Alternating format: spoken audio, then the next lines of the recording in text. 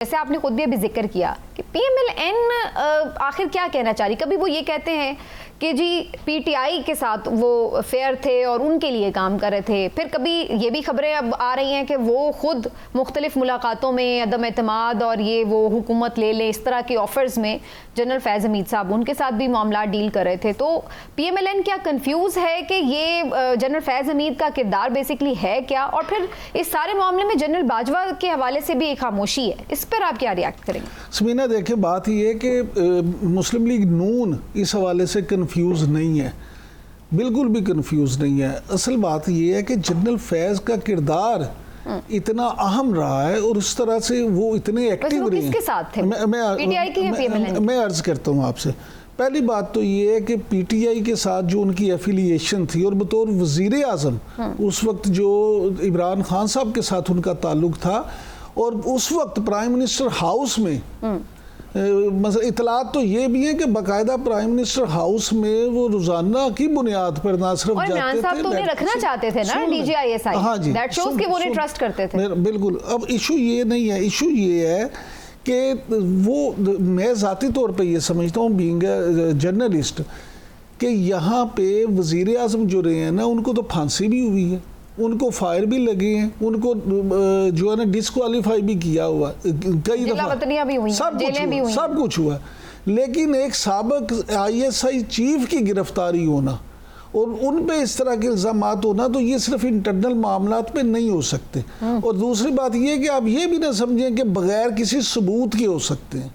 ये छोटा वाकया नहीं है, ये मेरे नज़दीक इमरान खान की गिरफ्तारी से या किसी भी साबिक वज़ीर आज़म की गिरफ्तारी से बड़ी गिरफ्तारी है। ठीक, लिहाजा इस पे आप ये देखें कि ये जो मामला और चीज़ें सामने आएंगी, बहुत बड़ा एक पंडोरा बॉक्स है। और जनरल फैज़ जो हैं, अगर आपने सीनियर जर्नलिस्ट अहमद मीर साहब की भी बात सुनी हो, तो वो तो कहते हैं कि पता नहीं ये कितने साल का प्रोग्राम था, और देखें वो पीपल्स पार्टी के साथ भी ऑन बोर्ड थे, मुस्लिम लीग नून के लोगों के साथ भी ऑन बोर्ड थे, और पीटीआई के साथ तो थे ही।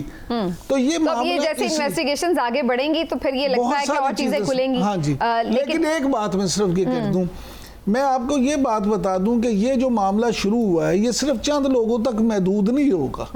ये जो बात होती है ना हमेशा क्रॉस दी बोर्ड, और ये मैं आपको बता दूं, इसमें सिर्फ पीटीआई नहीं, मुस्लिम लीग नून के लोग हों, पीपल्स पार्टी के लोग हों, जी, सिविल ब्यूरोक्रेट हों, मिलिट्री ब्यूरोक्रेसी हो, ये एक बड़ा रगड़ा होगा, और उसमें ऐसे ऐसे नाम सामने आएंगे कि लोग हैरान रह जाएंगे।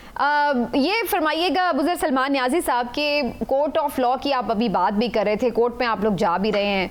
अब बड़े अहम केसेस हैं कुछ जो सुप्रीम कोर्ट ऑफ पाकिस्तान में आ गए हैं। काजी साहब आपके खिलाफ केसेस में बैठ भी रहे हैं और सुन भी रहे हैं, आप लोग मीडिया पे आके अदम एतमाद भी कर रहे हैं, लेकिन जो आपका एतराज़ था वो तो रिसीव ही नहीं किया गया।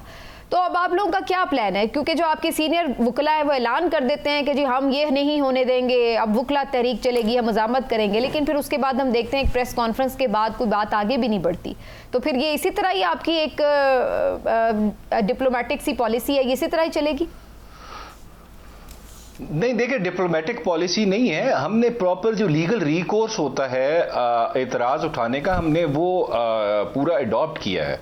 हमने जो कमेटी है under practice and procedure bill जो बनी है, हमने उसमें एप्लीकेशन दी है कि हमारे केसेस इनके पास फिक्स ना हो, और वो हैरानगी की बात है वो रिसीव ही नहीं कर रही सुप्रीम कोर्ट। तो खैर हम अभी आज आपने सुना होगा अलीमा खान साहिबा को भी वो सुप्रीम कोर्ट भी गई, तो हम सारे जितने भी हमारे पास कानूनी तरीकाकार हैं वो बिल्कुल हम अडॉप्ट करेंगे। अब हम कोई जत्था तो है नहीं कि हम सड़कों पे निकल पे सुप्रीम कोर्ट पे हमला कर दे, जिस तरह कुछ लोगों ने 97 में किया था। तो हम तो लॉ अबाइडिंग सिटीजन्स हैं, हमने वही तरीका करना है जो कानून में प्रोवाइडेड है। 10-12 नशिस्तें ही रह गई हैं वैसे, उन्हें और चाहिए या आईनी तरमीम के लिए जो बात एक पैकेज की हो रही है, तो उसके लिए या 2/3 मेजॉरिटी चलिए कह लीजिए कि हुकूमत को जो चाहिए। देखें मैं इसको बड़े डिफरेंट तरीके से देख रहा हूँ।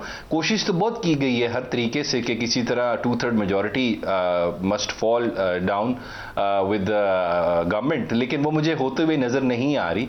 और ना इसमें कोई कामयाबी होगी, तो मैं चीफ जस्टिस मंसूर अली शाह साहब को देख रहा हूँ 25 अक्टूबर के बाद इंशाल्लाह वही होंगे चीफ जस्टिस।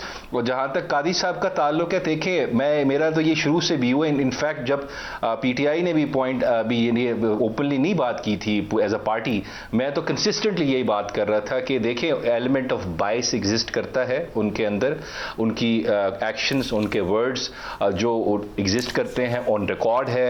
उनकी बीवी ने केसेस किए हुए इमरान खान साहब के खिलाफ, सारा कुछ रिकॉर्ड पे है, तो उनको in the interest of justice in cases में नहीं बैठना चाहिए जिसमें पीटीआई हो या इमरान खान साहब का ताल्लुक हो। अगर वो बैठेंगे तो इंसाफ नहीं होगा, इंसाफ का कत्ल होगा, उनको नहीं बैठना चाहिए। और हम हर जगह बैठ के, बेशक पार्लियामेंट हो, कोर्ट ऑफ लॉ हो, हम उधर रेजिस्ट भी करेंगे, वी विल कंटेस्ट कि वो अब यहाँ पे ना बैठे। और हम होपफुल हैं जो कमेटी है 3 जजेस की, अब उनके पास जब जाएंगे केसेस फिक्स होने के लिए, तो वो बाय मेजॉरिटी यही डिसाइड करेंगे कि कादी साहब ये केसेस ना सुने, क्योंकि element of bias is floating on the face of record, जो इंटरेस्ट ऑफ जस्टिस के खिलाफ है, इंसाफ का कत्ल होगा अगर लोग पाकिस्तान तहरीक इंसाफ के केसेस सुनते हैं। अच्छा, अबूजर सलमान नियाज़ी साहब ये फरमाइएगा कि पीटीआई के अंदर ये जो ग्रुपिंग मजीद मजबूत हो गई है और जो तोड़फोड़ शुरू हो गई है, इस हवाले से क्या कहेंगे? क्योंकि बहुत सारे लोग, आपके पीटीआई के लोग, जीते हुए भी और हारे हुए भी, ऑन रैकेट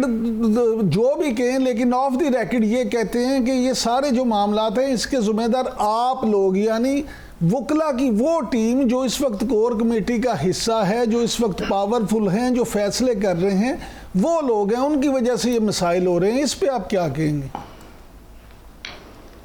अच्छा, एक चीज़ मैं देखें इमरान साहब आपको बात कर दूं, मैं इस चीज़ को डिनाई नहीं करूंगा, देयर इज़ अ प्रॉब्लम, वो हर पार्टी में होता है। और पीटीआई में ज़्यादा क्यों आपको लग रहा है, उसकी एक बहुत बड़ा रीज़न है।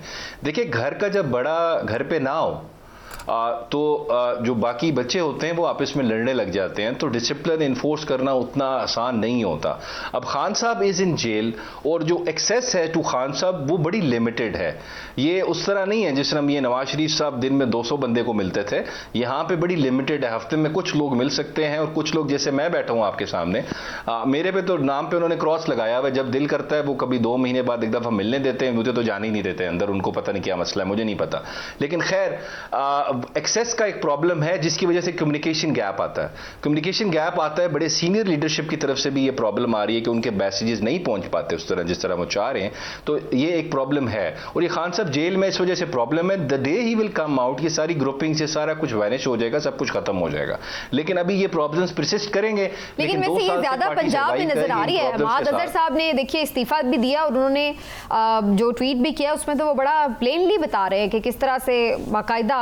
देखिए, मेरी हमाद जी बिल्कुल, हमाद अजहर से मेरी बात भी, मेरा बिल्कुल भाई है, मेरा दोस्त भी है, बिल्कुल उनका एक बड़ा जेन्युइन कंसर्न है कि उनके जो मैसेजेस हैं वो उस तरह नहीं पहुंच पाते। और आपको पता है उनका बाहर आना एक बड़ा सीरियस इशू है। वो आए थे, उन पे 52 FIRs हैं।